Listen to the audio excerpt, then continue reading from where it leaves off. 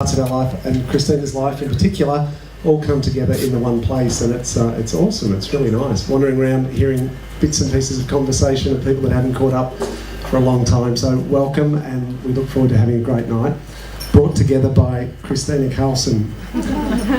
And Christina Carlson is a wonderful woman.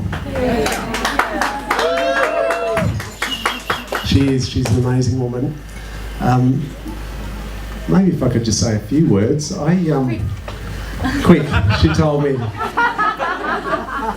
Normally when Christina tells me to do something, I do it, but now I don't. I've got the microphone. No, it's not true either. So I have known Christina for 40 years, but I've known her for nearly half of those, and we met through a friend who was playing the keyboard here earlier on, in a little ski village in Lech in Austria.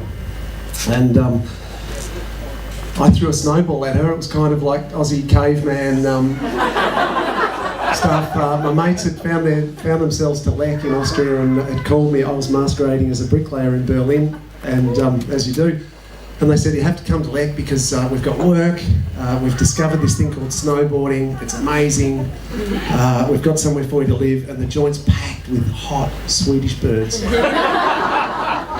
So it didn't take too long to get to Lech. First person I met was Christina, and tossed a snowball, and Nico's at the back. Thanks, Nick. But maybe come with me on a really quick journey here. So it was the 7th of February 1973.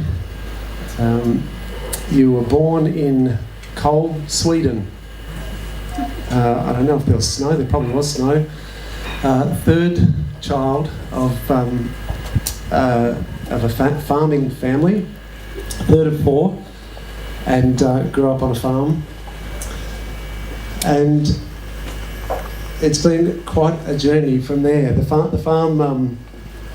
I think at some point in time you had enough of the farm. I think you left the farm for the local town at 15 and found out that you were a city girl at heart. And from there it was to Gothenburg to become a hairdresser. I don't know if anyone knew that one. Apprentice hairdresser. Probably would have been there today, but had challenges with the skin and the chemicals. Wouldn't be there today, she says. And then, as fate would have it, there we were in Austria. She chased me back to Australia. I'll do my version later.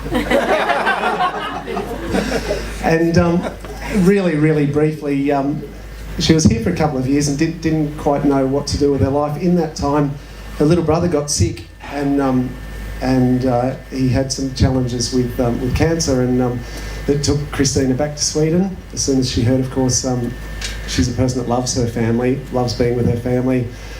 I've been privileged to spend lots of time with the family, and the family homes are full of laughter and weird humour, but lots of laughter. Anyway, off she went to spend time with Hans, and it was a good story that ended well. And Christina found herself not really sure whether she wanted to come back to Australia, quite torn between home in Sweden and this new life in Australia. She found herself, she came back and didn't really know what to do with her life here. And I think she was seriously contemplating just leaving. One night, in the middle of the night, well, it was 3 in the morning, she was tossing and turning, couldn't sleep. We kind of had a bit of a chat, and she's like, I don't know what to do with my life. And we ended up talking, and we made this little list together, and on that list there was, she wanted to find something to do with her life that she had a passion for, and that she really loved, and that she might enjoy driving to work on a Monday morning for. She wanted to do something, she thought she might want to have her own business. She had no idea what that meant, or what that was about, but her rationale was that it would give her freedom, that if something happened in her life, like someone being unwell, that she could drop things and go and be with them, or have more flexibility in her life. She wanted it to be something to do with design, something to do with Swedish design, something that would keep her in touch with Sweden, and she wanted to make $500 a week. That was hard. Yeah. So to cut a long story short, she thought that travel was her thing, and I don't know if anyone knows this story. So she thought travel was her thing, and she met someone who worked for a corporate travel business that apparently she'd heard was the best corporate travel business in Melbourne. So she asked about a job there, and they said, well, you can't get a job here because you haven't got the training, whatever it is, the IATA training. And Kay doesn't really see barriers much. So she said, well, how about this? How about I come and work with you for 2 weeks for free? No, how about I come and work with you for a month for free? And if you think I'm any good, maybe you could put me through the training and maybe you'd give me a job. And they did, and she stayed in travel for about a year and then realised that wasn't for her. So then she got back on the path of, I need to find something to do. All sorts of stuff happened. She asked people what they did in their lives, why they did it, found the people that loved what they were doing. Why do you do that? How did you get into it? And one day I came home from work and she was just buzzing and said, I know exactly what I'm going to do with my life. I'm going to open beautiful stationery stores around the world. And it wasn't I'm going to open a stationery store in Melbourne or I'm going to open one in wherever. It was around the world right back then. And like the force of nature that she is, she just set about making it happen. I think my first response was, but it's probably just like that.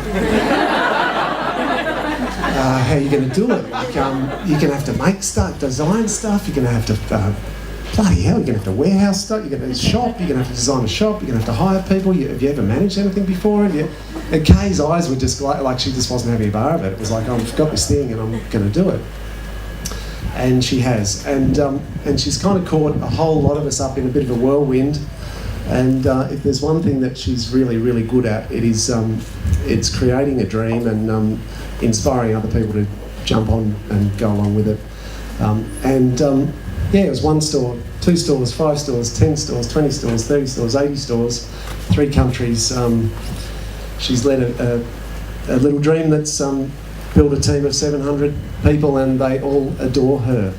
She has this uncanny knack of being able to be straight and honest and make people feel really good at the same time. It's amazing. I wish I could do it. I'm crap at it. So there's just a few snippets of the journey, but I just feel so lucky to be this lady's partner in life. After 15 years we got engaged. We kind of just wanted to think about it a bit. No, we're not getting married tonight.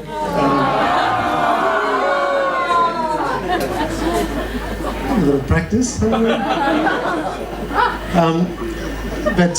just feel so happy to be Christina's partner. And when she said, I said, oh, what do you want for your birthday? And we talked about a bunch of stuff, and she just came back to, I would love to get all of my friends together and just have a rockin' party.